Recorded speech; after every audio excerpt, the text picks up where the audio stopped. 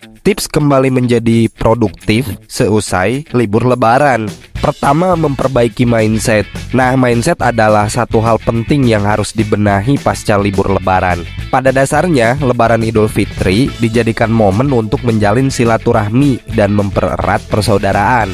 Dengan begitu, libur lebaran juga dimaknai sebagai waktu jeda atau barangkali waktu untuk mencari inspirasi dan motivasi agar bisa kembali semangat memulai aktivitas pekerjaan. Ya, untuk menyongsong masa depan terbaik.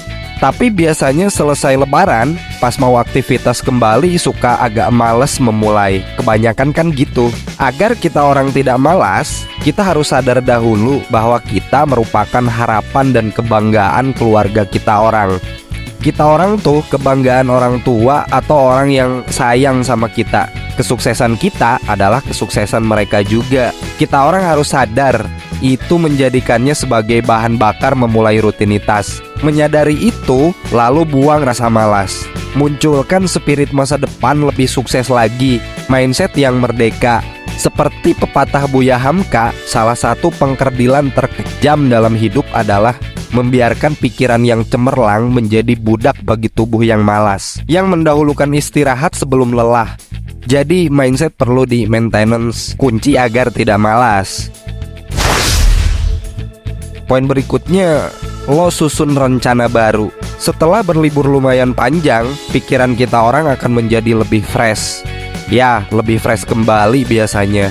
Untuk itu, perlu disusunnya rencana kerja atau belajar yang baru agar kita orang memiliki gambaran apa yang harus dilakukan ke depannya. Dengan menyusun rencana, kita orang bisa mengurangi ketidakpastian yang bisa membuat kita menunda-nunda berbagai hal.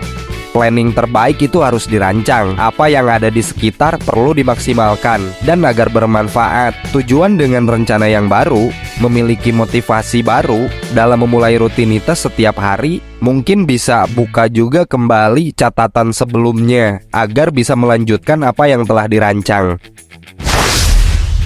Selanjutnya, lo harus ingat tujuan. Tujuan hidup kita orang yang telah direncanakan atau ditargetkan sebelumnya akan menimbulkan motivasi baru. Meski begitu, kita orang perlu meneguhkan kembali tujuan hidup yang telah dicita-citakan. Karena secara tidak langsung atau sadar, langkah ini bisa membangkitkan semangat baru untuk memulai rutinitas. Orang yang punya tujuan dan target hidup biasanya lebih memiliki motivasi yang kuat untuk memulai kegiatan atau aktivitas yang mengarah pada tujuan hidupnya. Contoh tujuan apa ya yang belum goals misal.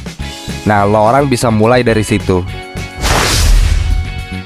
Selanjutnya mungkin lo buat agenda yang menyenangkan. Kembali ke rutinitas awal berarti kita orang akan kembali bertemu dengan rekan kantor dan teman-teman terdekat. Selama masih berada di bulan Syawal, kita orang bisa menyelenggarakan acara halal bihalal atau semakin memperkuat kedekatan gitu.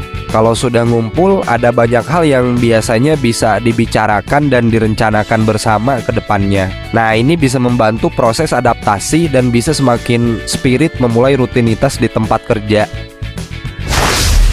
Poin kelima, terakhir, mungkin lo harus ingat tugas dan tanggung jawab. Kita orang perlu mengingat tugas dan tanggung jawab yang harus dijalankan setiap harinya. Dengan mengingat apa tugas dan tanggung jawab kita, bisa mengajak seluruh energi untuk bekerja dan memulai pekerjaan. Intinya tetap semangat kembali bekerja dan berkarya. Karena setiap usaha ada harapan orang tua dan keluarga yang perlu terus kita orang perjuangkan.